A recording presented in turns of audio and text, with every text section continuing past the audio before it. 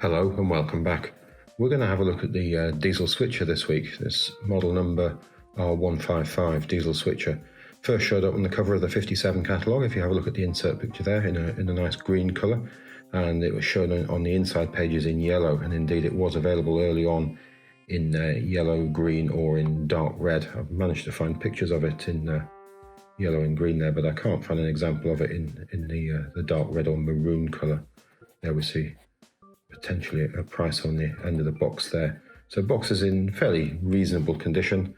Lift off lid box. It's nice to have these boxes. You can see the effects of tape. It's been damp at some stage in its life. So we'll just lift off the lid and have a swift look. So I think the model was around between 57 and it disappeared from the British catalogue, I think, by 64, though it was available in Canada and Australia for longer, I believe, in liveries we didn't get here in the UK. So this is a lovely looking model. I think this one dates from the early 60s with the hazard stripes, and it has the Mark III style couplings. So we're just going to use the switcher to put these car transporters from last week back in the siding. So we'll bring them gently to a stop just before points number 1 there. We've switched those, and then we'll roll smoothly through points 1, 2 and 3 onto that centre track there in the group of sidings. Looking nice coming through there, fits in really nicely with those colourful transcontinental wagons. And then we'll take advantage of the electrical coupling ramp there, and we'll separate the locomotive from the wagons. There we go. Out we go on points 1 again, and then we'll switch points 2. There we go, and then we'll roll back into the sidings there, and we'll pick up this short rake of Opel wagons. I think we have those. Again, lovely bright colours, aren't they? And out we go, back onto the inside line. And we'll plan to snap those points shut just behind that caboose there. And there she is out of the box. Lovely looking model, I think, especially with those hazard stripes on both ends as well as the sides. It really is a striking model on the layout. Trying Railways, I believe there was Trans-Australia, and later on in its life Transcontinental here in the UK. And I believe earlier the running number was 5007, and at some point they changed to 7005, sorry. And I also believe very early models had a smooth roof. They didn't have this hatch detail on the roof there. I think there may have been other slight changes in the model over the period. And these handrails can be quite fragile, so they won't take too much knocking. And we've got this pilot on the end here, so we are using just the motor bogie, which is the basis of the dock shunter and the R.55 single-ended diesel. So another very flexible model to using parts from that were generally available. Although I think this pilot is a unique part for the switcher itself. So let's just have a swift look at the other end of it there. So quite a pretty thing.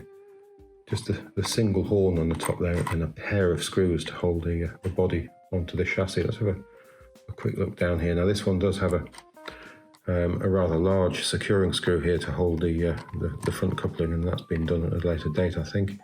And we've got sleeved wheels on the dummy bogie on single metal axle running right the way through, so it is relatively crude. We've got that fuel tank at the bottom there with Triang's name and made in England. Lovely knurled or ribbed drive wheels there, giving it a great sound on the railway. Great big brass drive gears there, and there that looks like the correct style of screw there to be fitted to hold the coupling on there. So I'm planning to put these wagons in the spur at the end of the passing route. So to do that, we're going to have to uncouple just outside the station and then run around them, so we're able to push them through that diamond crossing there onto the passing loop. Uncoupled off camera there because there's no uncoupling ramp available. And then we'll snap those points open, and then we'll run past the wagons. So these hoppers are 111, available between 55 and 65 in bright colours. I think there was a green one available as well. We'll just snap open points number 8 there. And the caboose are 115, available between 54 and 65 here in the UK. I think there were many other variants available for the Canadian market. Now once we've coupled up there, we're just going to pull the whole lot forward just beyond points 10. Go nice and smoothly. And then we'll snap those open. Let's see how well behaved they are through there. Quite heavy, the hopper wagons. They've got metal bogies, so they sit quite nicely on the track. Smoothly through there. And then we'll uncouple. Bit of a jump into life there, through the points beyond number 11 there. Now we're going to open number 11 and bring out the double-ended electric. We're going to leave the green coaches and the sidings for now.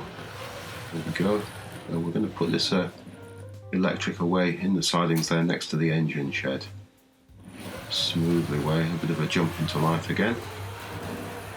Nice shot there with the coaches.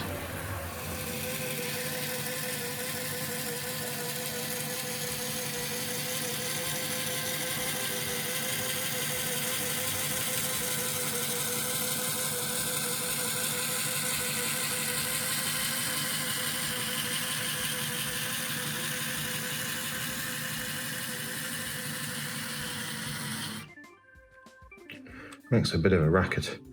I think these ribbed wheels don't really like the rolling road very much if we just have a swift look in there. So I think the wiring's reasonably original. I'm not sure it's taken exactly the path it should though around here. We've got these sort of heat shields over the bulbs. You can see the worm at either end of the armature there, driving those knurled drive wheels. We've got these felt oil pads at either end of the motor bogie there. We'll just spin that round and have a look at the other side. See that very simple plastic assembly there, just screwed on top of the chassis there. There's the pivot point for the motor bogie there. The two holes that the securing screws go into to hold the bodywork in place.